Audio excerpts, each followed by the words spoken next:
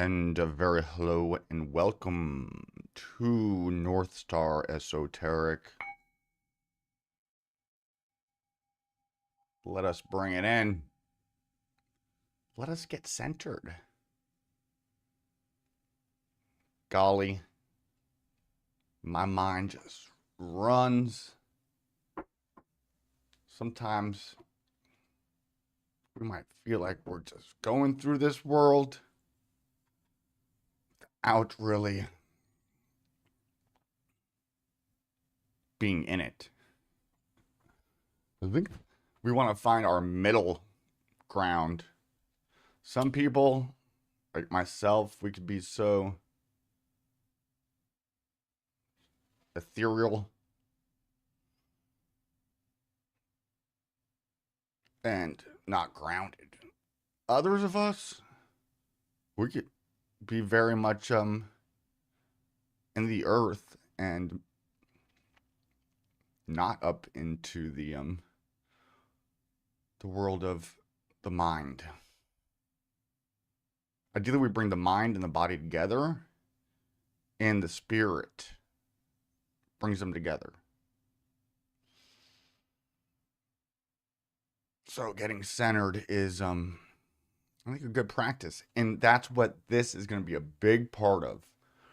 I'm doing this for myself, and hopefully others can gain something out of it. As a collective, as a body, as a corpus, hopefully not a corpse, we come here and we join together. So when we go through the cards together, it's for all of us who are tuned in. Maybe sometimes I'll do things just for the signs, but that's so tough because we all have our own unique charts. So I know people who are Pisces, and because their chart it leans more towards Aries or back into Aquarius. So I just don't. And there's plenty of other places to go to get just your own signs reading. And I could recommend, maybe one day I'll go through and tell you who I recommend: tarot readers, astrologers. But the plan is, what we are putting into place is Monday through Friday, perhaps Saturday, Sunday too, but morning shows. That's North Star Esoteric. And as we go through, we'll discover what that is, what it means. And I imagine the show will expand, but the kind of mission of this is more spiritually minded, hence the term esoteric. And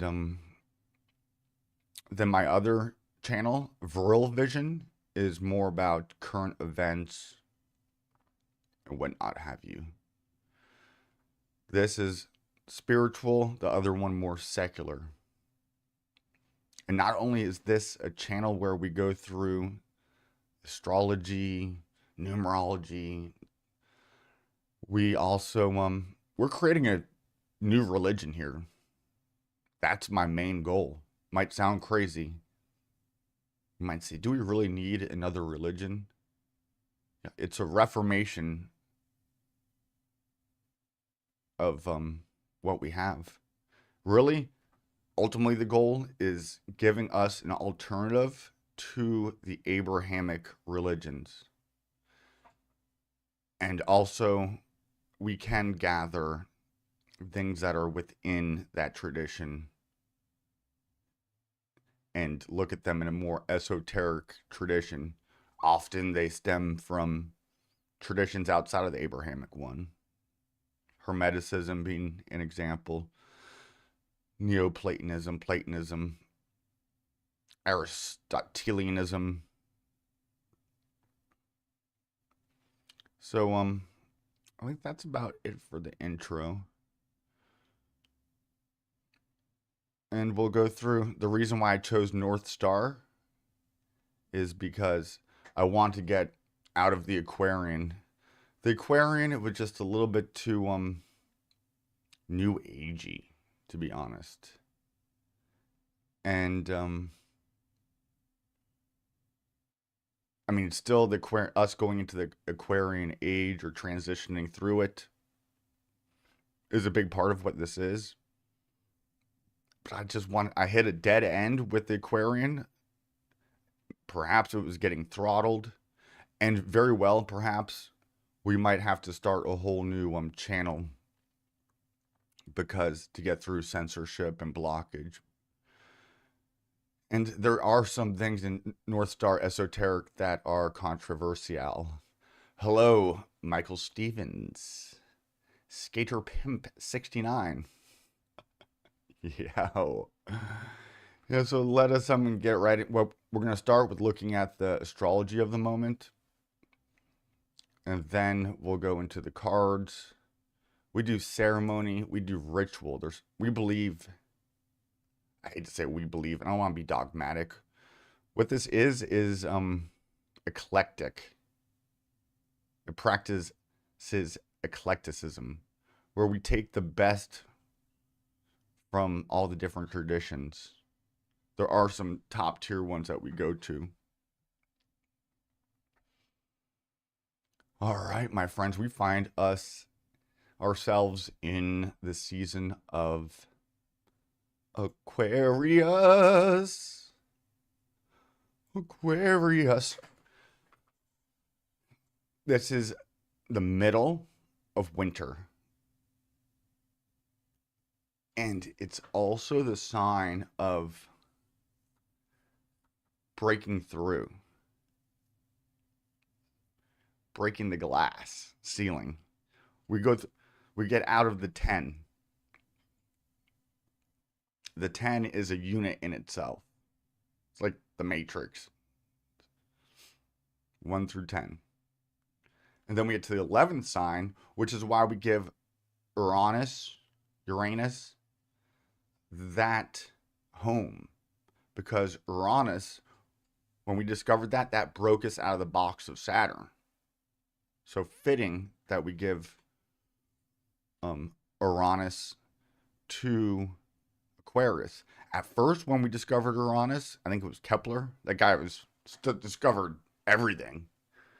Johannes Kepler, German, Austrian, something. We should look him up. Let's look up Johannes Kepler. When he discovered, that's like one of the biggest discoveries on esoteric, German. This guy was December 27th. He was a Capricorn. How about that? Died in Scorpio season.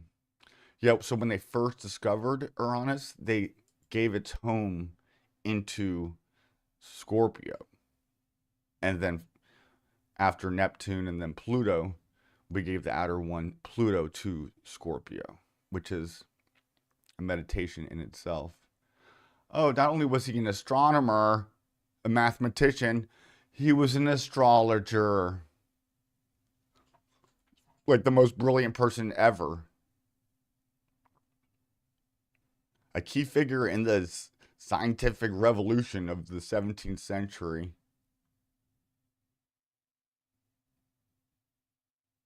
Harmonic Mundi. The harmonics of the world. How beautiful is that? That's what really astrology is. It's a song. Oh, he became assistant to Tycho Brahe in Prague, Danish astronomer. A comprehensive, unprecedentedly accurate astronomical observations. This is white excellence, my friends. That's what, if you're black, if you're Hispanic, and you watch this channel, that's all right. Maybe you could get something from it. But ideally, what we're here doing is focused on Aryanism, the European white peoples. What we're seeking to do is to form a religion that embraces that tradition, not the one of a foreign desert god, Yahweh, and his people, the Hebrewites, the Israelites. That's not my tradition, and it's hurt my people. We're race conscious. You could be race conscious about and have pride with everything else except for your whiteness. And that has really changed. Coming to that realization is one of the reasons why I changed out from Aquarian to North Star. The white people being from the north, coming down into the south. One of the starting points is over in Central Asia, the Eurasian mountains, the Pontic steppe, where linguistically we go back to Proto-Indo-Europeanism, and we see that that's the very language that is the base for much of what we have. And there was a people, or were a people, there still remain a people who were a part of that, who came in and gave the Vedic scriptures and the caste system to Central Asia, India, who went out to the West carrying the Vesta language, the Avestan language, which gave us the Vesta scriptures, which were the foundation for Zoroastrianism, which share a lot in common with the Vedic religion that Hinduism is based off of. This is Ariosophy. This is digging up our spiritual traditions. And we fashioned them together in such a way that the term Aryan I'm all right with using. They've through media, through history control, they have made the term Aryan a dirty curse word. And so one of the things we seek to do is to say fuck you. The swastika being our most powerful sacred symbol, which is illegal to even show. What's the most persecuted thing, really? It's not Christianity. It's not Judaism. It's not Islam.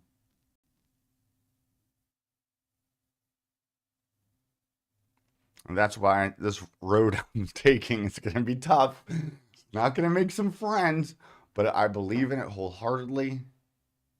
It's just obvious to me. I feel called to do it.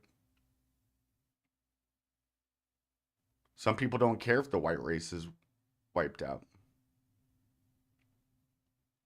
And it doesn't mean I'm looking to prop our race up over others and lord over them, with them at our footstool, or to wipe them out even. Like the Bible commands its people to do to other nations.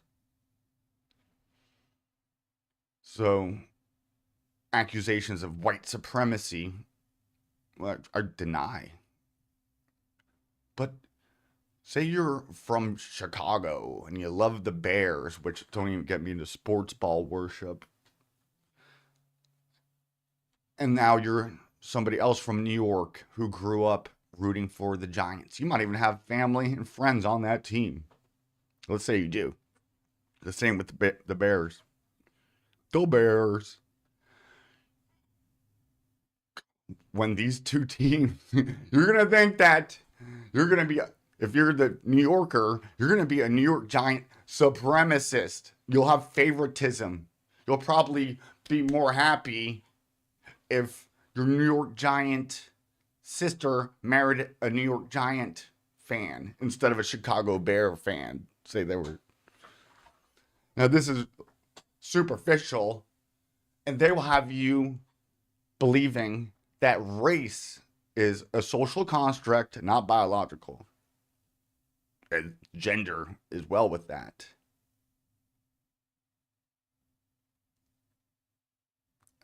But mostly when it's pointed at white people, which are, we have college classes that call for the erasure of whiteness. Imagine having a college class that was titled The Erasure of Jewishness, of blackness. They won't even, they capitalize black, Latino, Jewish. They do not capitalize white. So while they will attack you for your whiteness, at the same time, when you use it to in the affirmative, they will say that there's no such thing as it. They will say that Aryanism is it's coming up with a mythical, pseudoscientific history, when in reality, the history that we could put together through Ariosophical movements is much more factual and less mythological than Adam and Eve, the commandments being given on the top of the mountain in a burning bush, the Exodus, Abraham, Noah's Ark,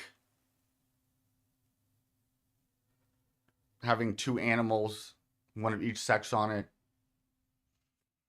We bring in a critical historical approach to especially the study of religion.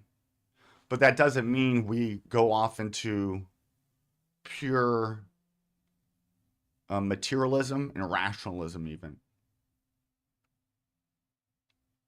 We definitely don't seek to we seek to enlighten or even re-enchant the world that's been stripped through scientific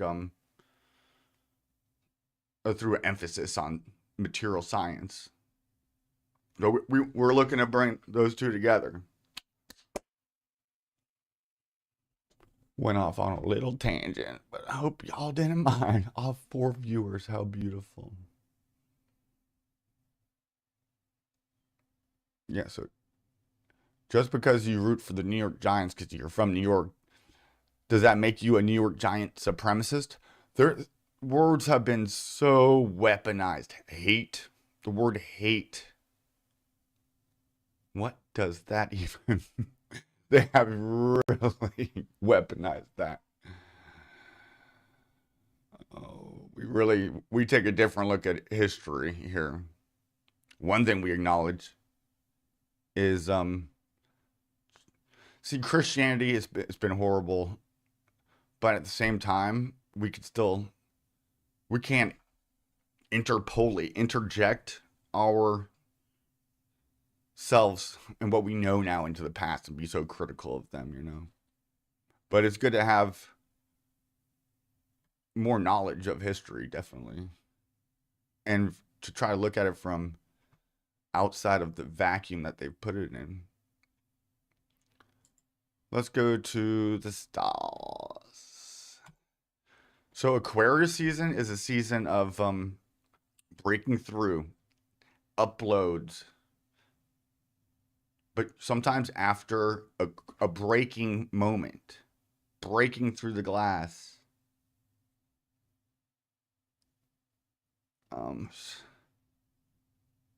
That's sometimes uncomfortable.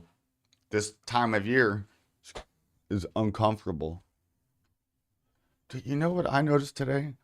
My cat, who's borderline feral, I try to get her to come inside because it's 33 degrees out and she refused to. She has, and I'm like, I was looking at her, I'm like, are you getting kind of chunky? Maybe, but what I did notice is that her coat in the winter gets thicker. And that's the thing, it turns out. I read it on the internet, on the interweb. Nature is the teacher. The sun, the moon, the stars are nature. We have this false dichotomy put in where we think of nature as just like the earth and the seas, the woods.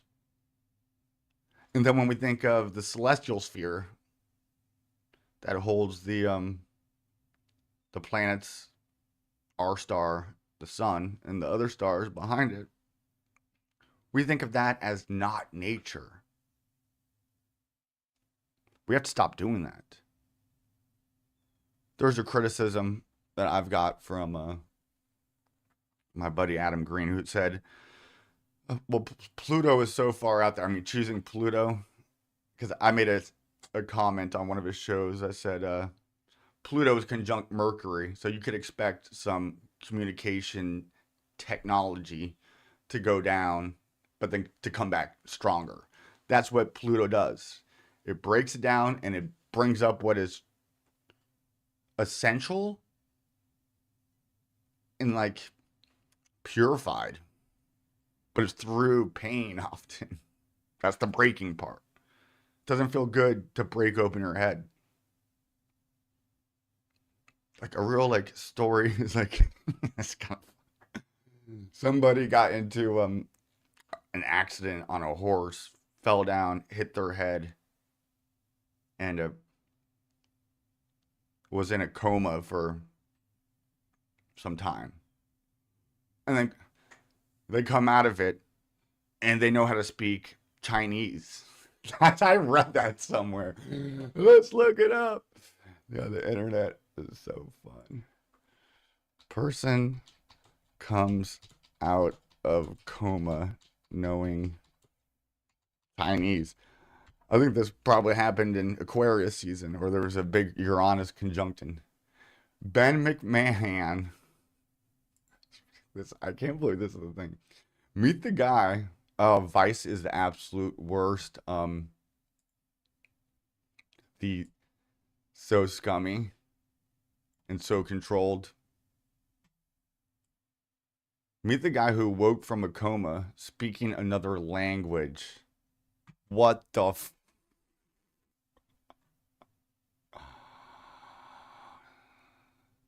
Oh, wait a second. He learned the basics of Chinese at high school, but he was nowhere near fluent. Then, well, still, that's something. In 2015, while riding a car, they got T-boned by a truck, not a horse. He was rushed to the hospital. When he was woke from an induced coma, a week later, he was frustrated to find that no one could understand him, except for a Chinese nurse. Over the next week, Ben realized that when he opened his mouth to communicate with everybody, it was Chinese.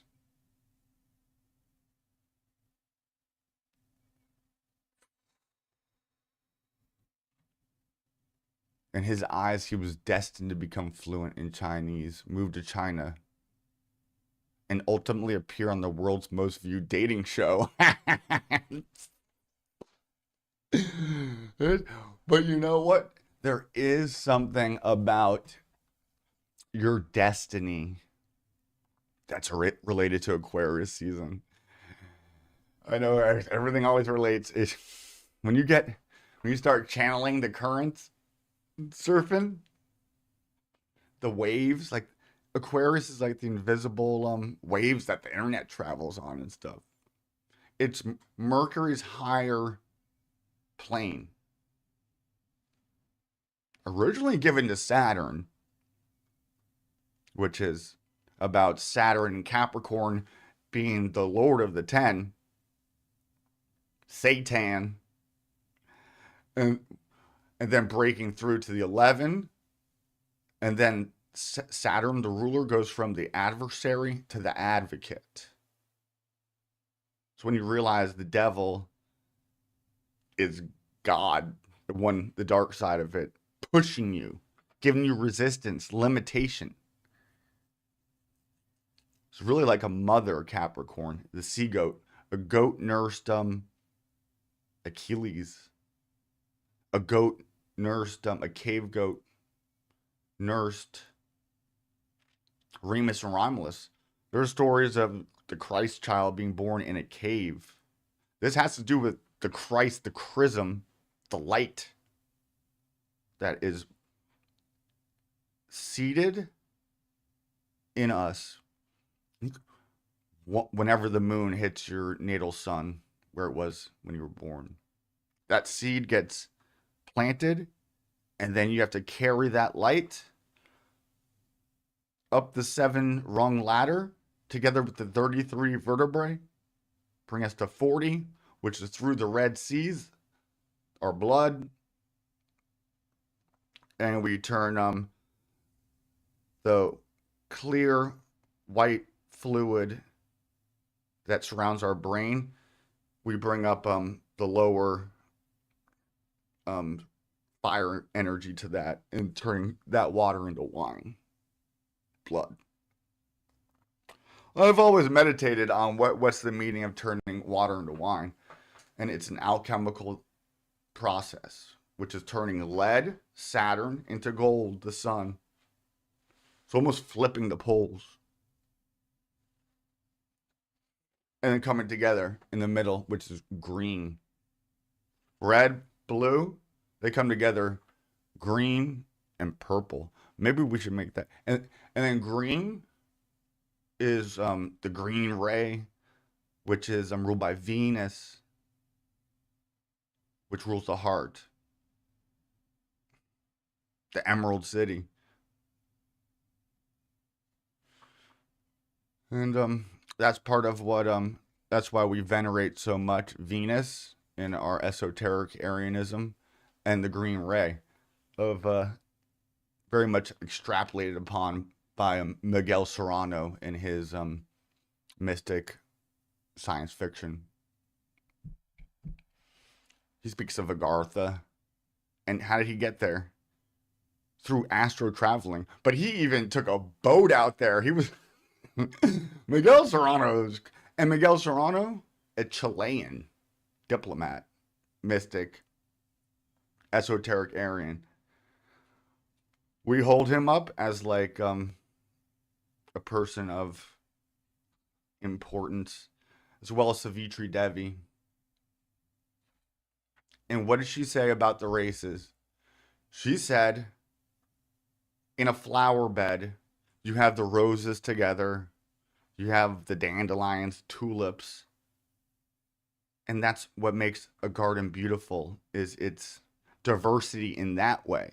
But when you bring them all together, which they don't do by nature, but if you were to artificially manipulate them as such, then we would all have the same looking flower everywhere.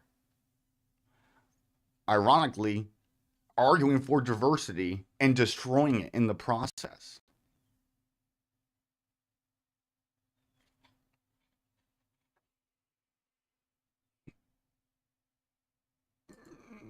I didn't just mean to inadvertently advertise for Squarespace. And Squarespace, they've banned Adam Green from it. Yeah, really look at who gets propped up and who doesn't.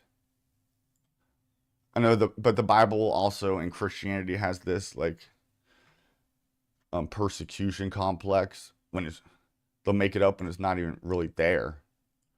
Oh, nothing they hate more than you worshiping Jesus while he's on the cover of every magazine when I'm checking out at Walgreens. When Ben Shapiro says, what's the best thing America could do is to go to church, there should be a bell that rings in your head that says, ding, ding. We have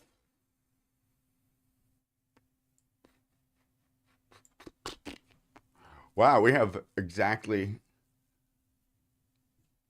Aries on this chart of the moment on the rising, on the ascendant. That'll make everything very simple. That was beautiful. Look at that.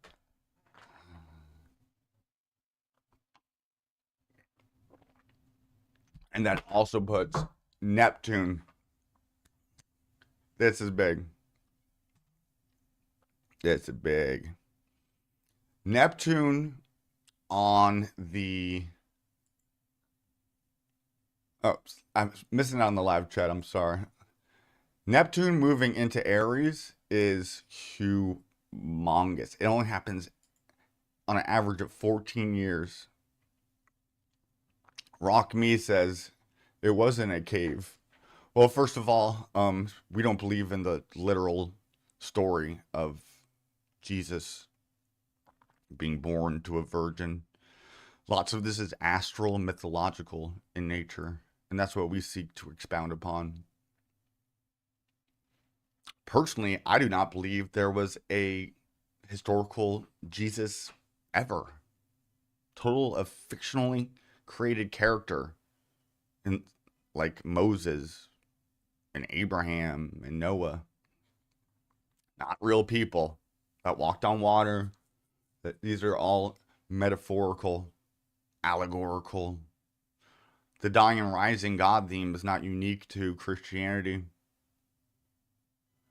So part of North Star Esoteric is really breaking people out of that's part of breaking us out of the Abrahamic matrix, and also recognizing that it's totally foreign to everybody who isn't Jewish, really. So if that hurts your feelings, sure, I'm sorry. No more religions, please. Golden age. It depends. I happen to have I'm working in my thesis towards a master's in religious studies after doing a master's in theology. And that just coming up with the definition of religion is very difficult. We really don't have that until we have the separation of the secular world from religion, which is ostensibly a fairly recent thing. And many could argue that you really can't even separate them now.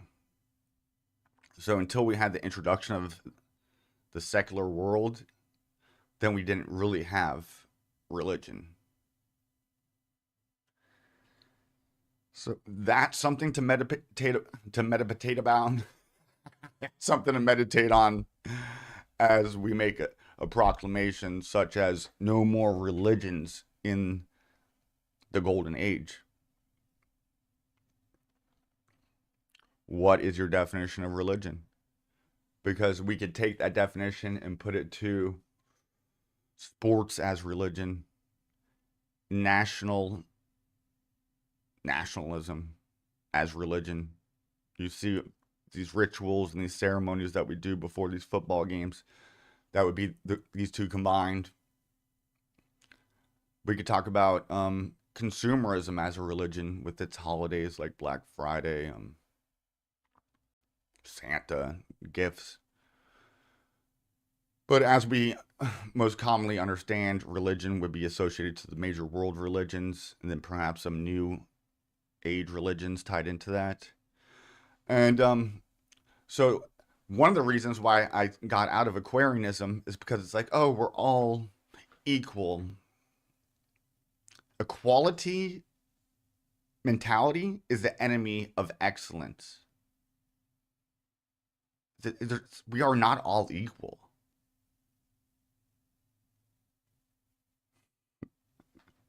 I know, that's anathema to say.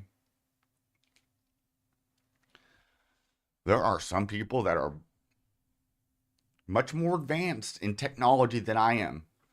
That would be an inequality. People are stronger than I am. There's an inequality. It's a difference, and that's beautiful. But to pretend like it doesn't exist is really just putting your head in the sand.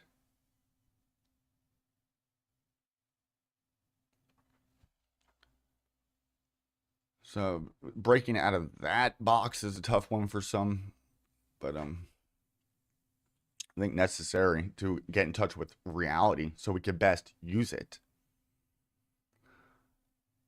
Being in the cave is about Capricorn being the darkest time of the year, but where the sun is reborn.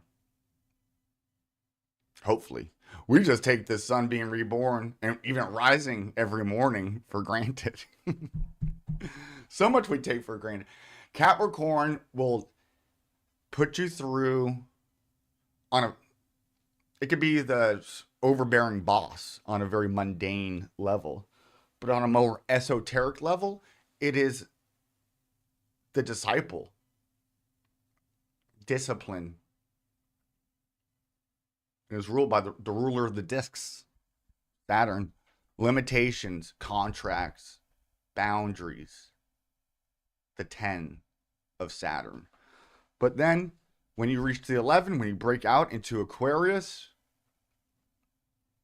into the ethereal realm, you could see how that test, it's like looking back and seeing God. That's the only time you can see God is when you look back. But looking back on your life through time, ruled by Saturn, and seeing how things have worked. Perhaps at the time you couldn't tell it and it was painful, but ultimately for your soul's growth, ascent up the mountain of the mountain goat, of the year circle. Go. We really have. I'm starting to get tired, and we haven't even really broached Neptune into Aries. Well, before we get on that, let's talk about what was Neptune like while it was in Pisces. It's home. It's on the more positive side, it's mystical, imagination, the lazy river of the collective unconsciousness. That could be dark, could be scary. We're ultimately called to surrender to it. It can be painful. The passion of the suffering servant is what Pisces represents. And so it does its opposite, kind of Virgo a little bit, but they suffer in a different way. A Virgo will suffer more through their body and health, and Pisces will suffer more through its like being abandoned by God. My God, why did you forsake me? The archetype embodiment of Pisces and the Jesus character really puts that on display. You see how most of the not even just the New Testament, the Old Testament, the Hebrew scriptures, it's lots of it is astrological in nature. 12 disciples, the 12 signs of the zodiac, the 12 tribes of Yitzhak. Now, it's also Pisces having Neptune in it is not being able to tell reality from fiction. Very much not being able to tell if something is AI or not. Something that happened while Neptune was at its anaretic degree, meaning at the 29th degree, 28th degree, towards the end of the sign, where you really get a concentrated punch from that sign to give you the lesson or the test before you pass on. And ultimately, it tells you can't trust what you see. It's almost antithetical towards Virgo. But it asks you to go into your intuition, which is weird because the card I picked accidentally was before I even started this. As I got all my cards together, there was one that fell out, and I looked at it, and it was intuition. I'm like, oh, is that telling me something? But look how beautiful this card is.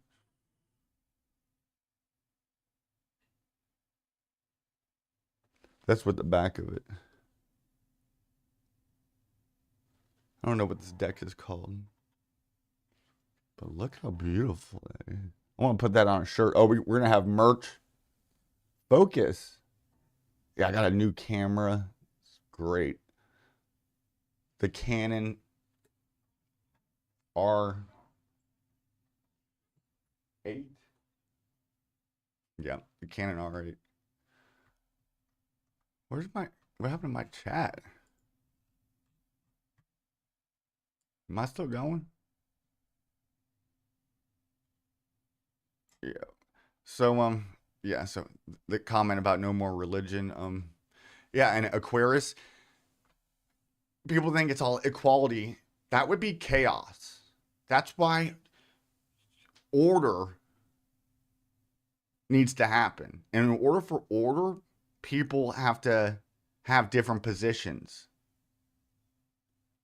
That's why I didn't like the whole idea of priests. I'm like, well, then the priest is elevated to be this special person. Some people fulfill that role. Some people fulfill the role of a plumber. Equally as important. Well, it'd be hard to make the case for a priest, but we have to go into what a priest does. Somebody who is more inclined, who thinks about the spiritual world, the psychological world, the metaphysical world. Some people aren't into that stuff, and that's okay. They still have a place in the body of that we make up. But it's things differentiate as they advance in age. And they get more complex, and they need a system in order to operate. Aquarius is that system. It's invisible, but it embraces the many. Aquarius is a large crowd of people. Communities that you belong in is your 11th house, Aquarius. And that's why I like the term Aquarian, because that's what we're trying to do.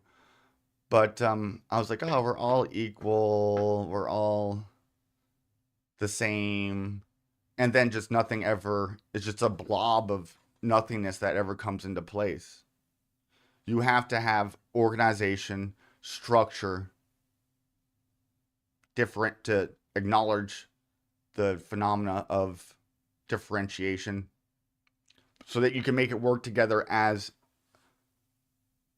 a body. And so that is what it is. And that's another reason why I dropped the name Aquarian. But still, we hope to serve as a ship to bring us through and out of the illusion of Pisces into hopefully the golden age of Aquarius. And then ultimately, when we reach that goal, then perhaps religion will fade away. What? When religion becomes one with the secular world. And then that's how religion goes away. And it's a religion, a true religion. I know everybody says they have the true religion, but it's a religion that is based on a historical criticality,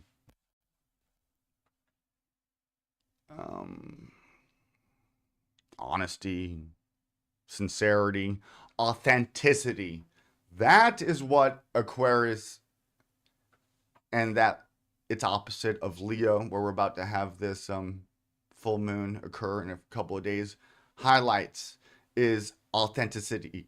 Are we living our most authentic life, which is has to do with fate, destiny, those themes. And sometimes it takes courage, Leo, to go out to the community, the people, Aquarius. After Jesus is tempted on the Mount of Capricorn, he goes down. He wants to stay there. And he says, "Get behind me, Saturn," to Peter, who wants to stay there. And he said, "We must go down into the people, into Aquarius."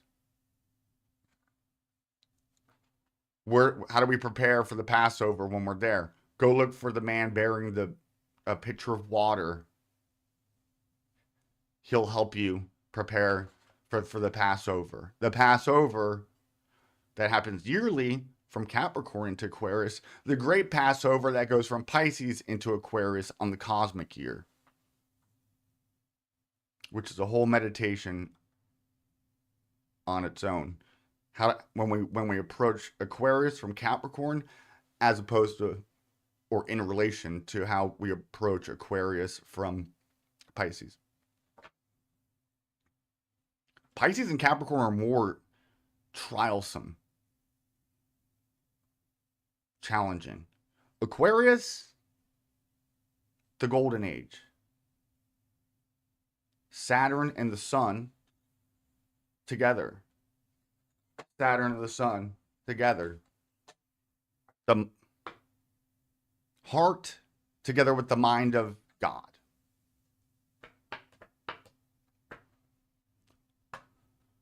Hopefully not man replaced by technology. Part of what we do at in Arianism is a call, like, to get back to some of it was kind of a rejection of modernity and like the industrialization of the world, or environmentalist. That's, see, we go from the left to the right. We're above them. We bring them together.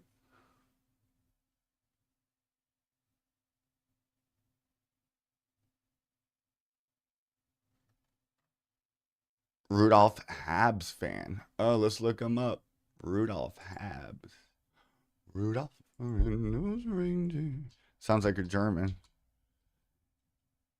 No one's getting named Rudolph anymore. It sounds too much like Adolf. Rudolf Hess. He was into astrology.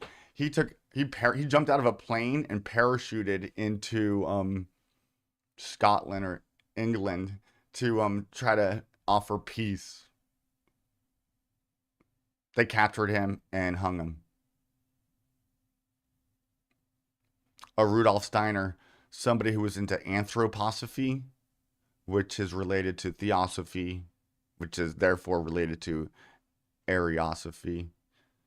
He got accused for some sympathy with the Axis.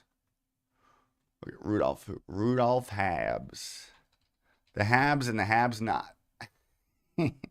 Rudolf Habsburg. Rudolf I of Germany. From 1218, probably not him. The Holy Roman Emperor, probably not him. The Crown Prince of Austria. You'll have to tell me which Rudolf Habs. I'm guessing it's the first one. You know what? There's a whole history of the Christians, the Jews, and the Muslims. And it is good to come to an understanding of that, especially when you can see it from outside of rooting for like the Christians, or even then it's still a good exercise. Died at Nuremberg. The Nuremberg trials are it was such a kangaroo court circus media stunt, which so sad what happened to the German people, man. But we bring the German spirit back. I know it scares people, but I'm half German and Irish and Scandinavian. So like those three, my big three. So when Neptune moves into Aries, it can be an awakening out of your slumber. And hopefully we've grown some thicker hair now to withstand the trials, the cold winter.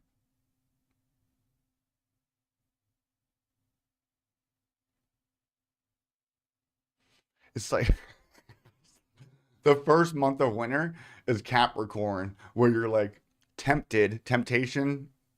Jesus out in the desert. The desert was allocated to set Saturn because it's the furthest out.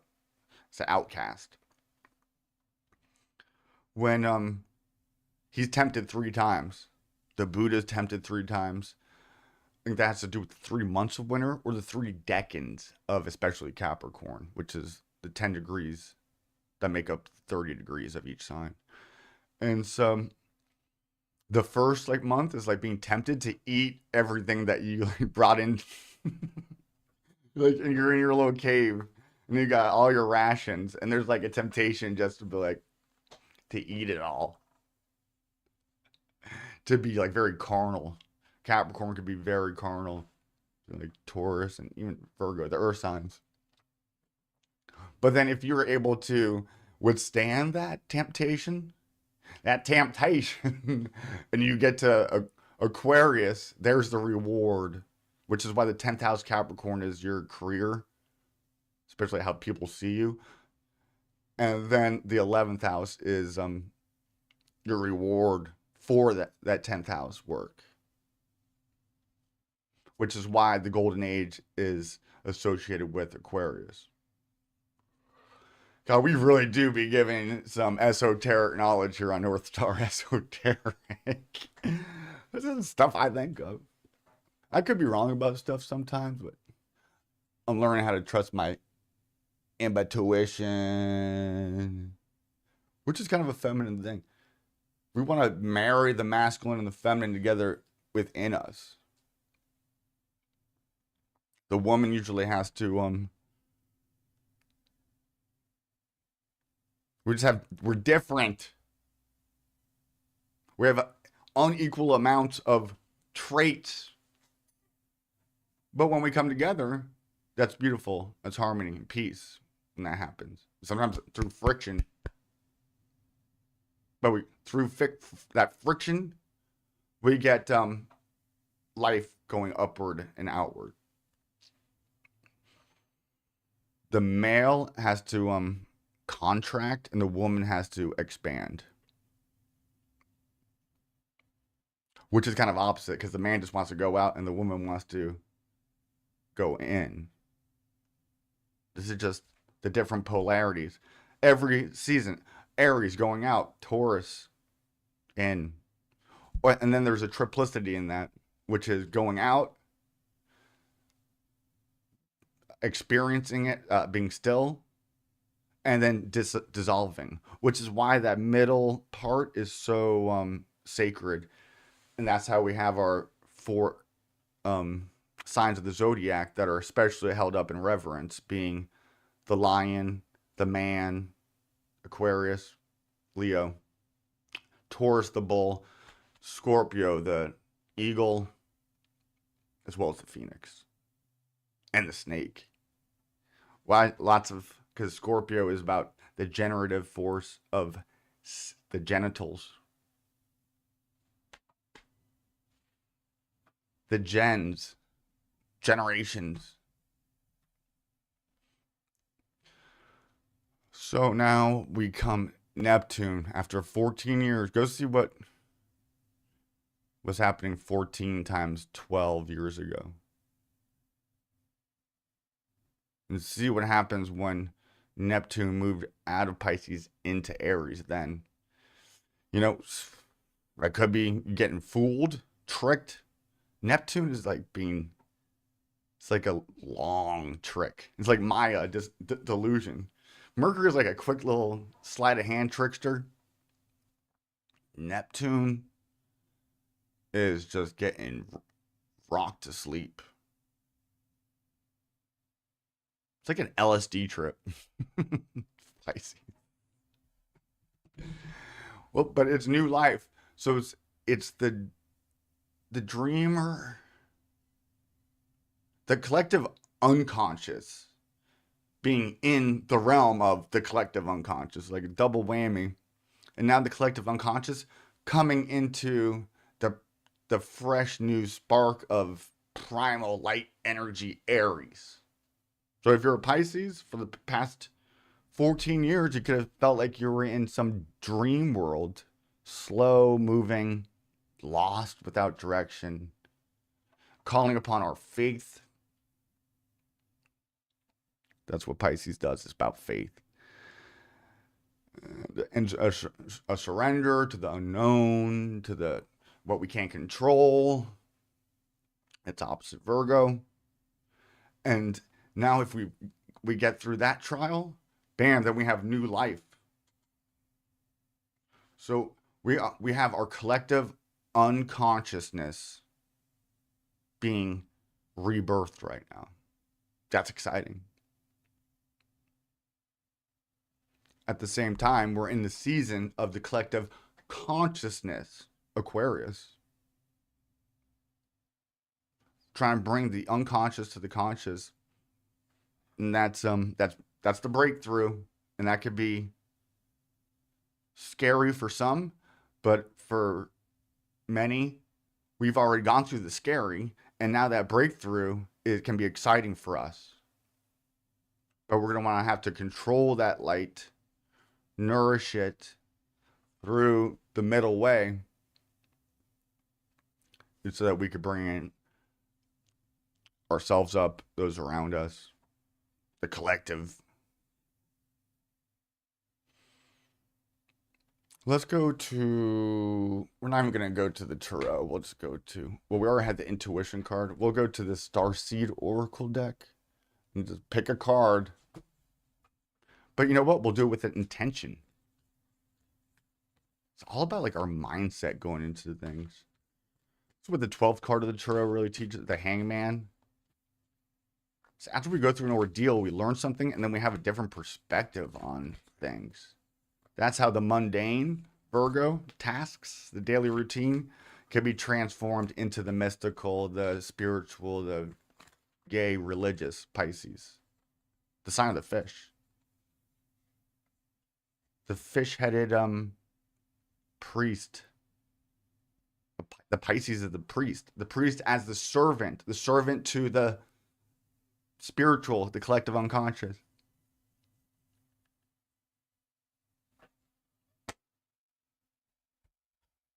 Virgo, the servant in like the service industry at like a food restaurant. The practical, like the nurse. Virgo. The midwife. Oh, I got this upside down. It says you're not for everyone. You know what? That's been a big thing about the Aquarian. I wanted to be for everyone. And then I just had to realize, yo, I'm not for everyone. And this isn't for everyone. Is that elitism? Not necessarily, I don't think. Embrace your weirdness. Face your true north. The North Star, my guy. Can you believe it? Oh, I love having confirmation. I mean, I talk about so much stuff, I could have pulled up anything and somehow relate it. But the whole point of this was like the North Star, and it says, you're not for everyone, which is something I've had to really work through. Embrace your weirdness. I mean, come on now. And then face your true north. That's that destined life versus the fated life. That's Pisces into Aries, my friend. Farewell. I hope y'all enjoyed this. 2 viewers. Man, that's better than no. Yeah, I think what we're going to do is stay tuned, because I'm going to just start a new channel. Skater Pimp, thanks for watching, bro. Pisces rising. Pisces rising. Okay, you're about to go through Neptune's your modern day ruler, so you could go through a real, it's like coming out of the darkness into the light. That's I have 2 Pisces sisters. I'm born in between, and I'm so happy for them. But also all water signs.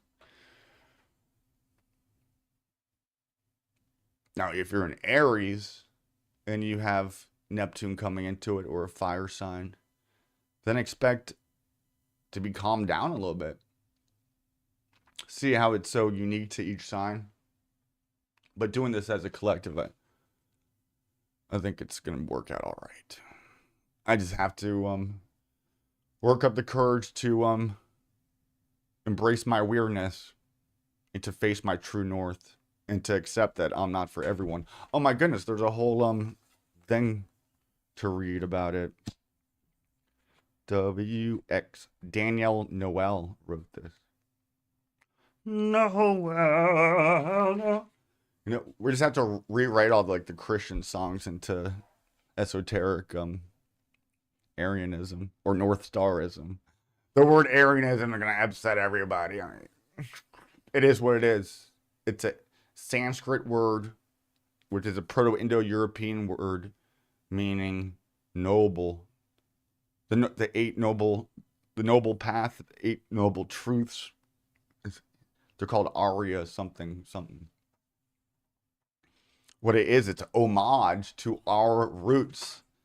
And Wikipedia will say that it's pseudoscience. No, it's not. It's anthropologically correct.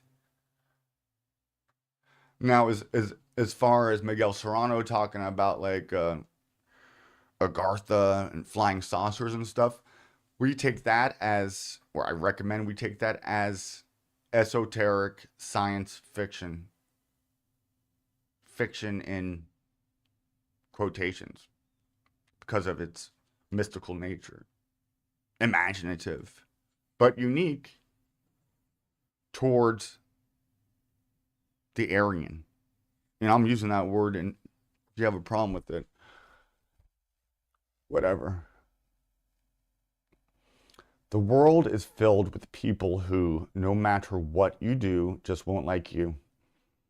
I hate getting negative comments like, you're fucking weird, gay. I'm just not for everyone. But it's also filled with people who will love you fiercely. Oh, yeah, that's true. They are your people. You're not for everyone, and that's okay. I need to hear this right now. Hopefully you did too, or this is speaking. Hopefully. Talk to the people who can hear you. Don't waste your precious time and gifts trying to convince others of your value. They won't ever want what you're selling. Don't try to convince them to walk alongside you. You'll be wasting both your time and theirs, and will likely inflict unnecessary wounds that will take precious time to heal. You're not for them, and they're not for you. Politely wave them on and continue on your way. Oh, that's like preaching the gospel and like dusting off your sandals. They don't accept you in a town. See, I was raised in that. That's the stories we know that we have to relate to. I wish it was different, but it is what it is. That's accepting history. Sharing your path with someone is a sacred gift. Don't cheapen it by rolling yours in the wrong direction. Keep facing your true north. Pulling this card means you're being called to embrace your uniqueness, to your own weirdness, to let the world see who you really are, that authentic nature, to reveal your multifaceted, multi-dimensional nature, very Aquarian, not to dim your light according to who is in your presence, to own all parts of yourself so that your people, the ones who are the same kind of weird as you, or race, people, your family, the ones who are the same kind of you, can recognize you when your paths cross. How can you embrace your weirdness and not care so much about what other people think? For me, it's doing this. For you, it's supporting me. No, it's doing your own thing. All right. I think that was a good first show. We'll see. Hopefully it worked all right. My hair is running away from my face. Actually, that's not. It's a sign of wisdom, I'm sure.